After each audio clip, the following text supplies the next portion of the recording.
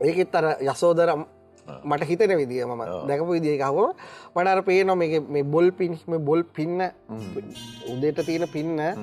හිරු දැක්ක ගමන් ඉවරයිනේ බොල් පින් වෑහෙන රෑයාමේ යර සිද්ධාර්ථ යසෝදරාගෙන් මිදිලා යන අවස්ථාව එයාට දැනිච්ච විදිහට ලියලා තියෙන්නේ මට ඒක අර උන්වහන්සේ මුළු ජීවිත හිස් බව අවිද්‍යාව ඒක මම දන්නේ මේ ලියපු මිනිසයා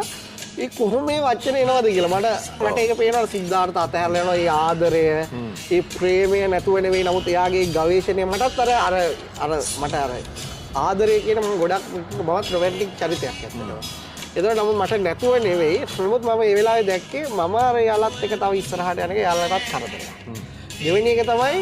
මගේ හිතත් පිරිහිලා තියෙන්නේ මං ගොඩක් ගියොත් බිබී කකා ওই ලයිෆ් එකට ඒතකොට ගෑනු කෙනෙක්ට අමාරු වෙන්නේ අපිට ආදරය කරන්නේ අසරණ වෙනවනේ ඊට මීට වඩා හොඳයි ඒක මෙතනින් කට් අවුට් වෙලා එයාගේ ගමනක් යයි හරිද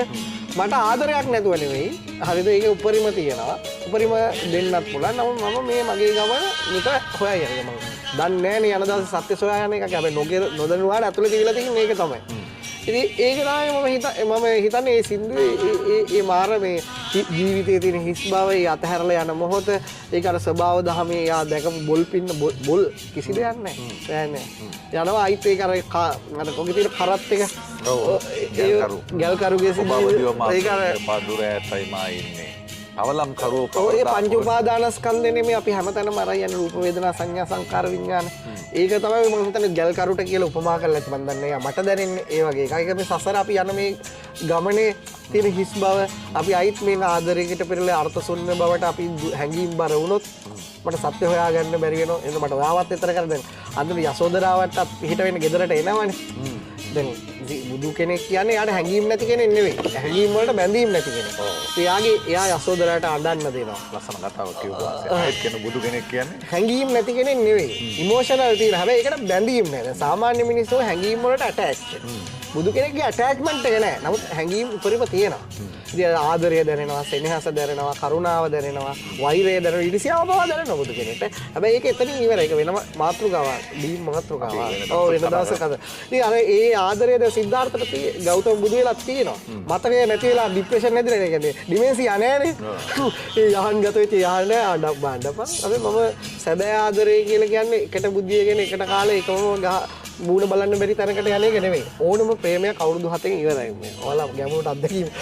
ඇතිනේ ඒක අර හැමදාම කඩෙන් කනවා වගේ.